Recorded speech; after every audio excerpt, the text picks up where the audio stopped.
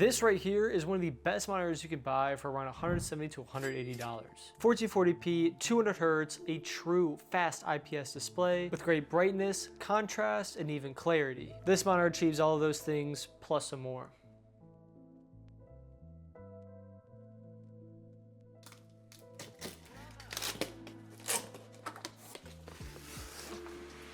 And here we have everything that the box comes with. So here we got our cords and a little manual, got part of our stand, and then more for our power. Over here we have the other part of the stand, and then if we lift that up, we have the beautiful all white monitor. And it is pretty hard to find a white monitor, so it definitely looks really clean with a lot of setups. That looks nice, but we're gonna put it to the side for now. Anyways, I'm just gonna take everything out of its bag. I'm gonna take that out, and then basically we just line these holes up with this base right here. And it just fits in super easily. Now all we have to do is just screw it in. And well, that's basically it already. I'm not gonna lie, there almost doesn't even need to be a manual. That's how easy this is. I'm gonna put this to the side here as we now have to install our monitor on this. So the best thing to do is just take off the plastic. I'm actually gonna lay it back down. Now all I have to do here is open up this latch.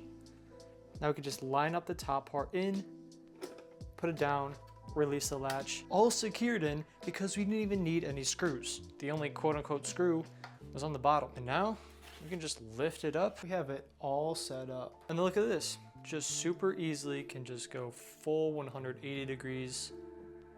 Stops there, and then you can go the whole way back. Whatever your heart desires. So, and this thing on the back here is just for cable management. Oh, and don't worry, you can lower it too if you want. I'll just take the power cable after you've plugged into the outlet, DC option. Then we have our DisplayPort cable. Doesn't really matter which one you use. Plug it in, super simple. And yeah, you could also use HDMI, and there's also a USB and also a headphone jack. Setup, super easy, but obviously the performance is what matters.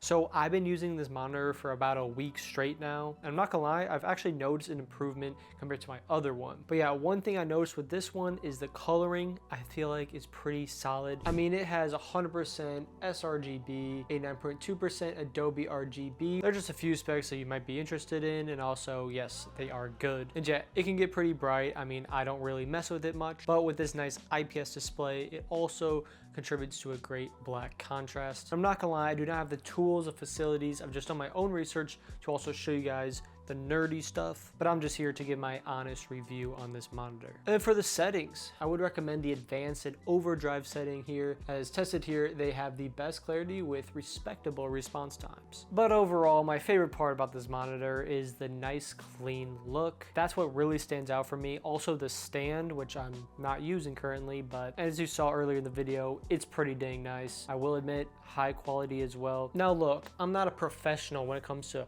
reviewing monitors or knowing the exact difference between everything, but I can honestly say that like the coloring on this is just really nice. And just around this price point, you're probably gonna see very similar monitors.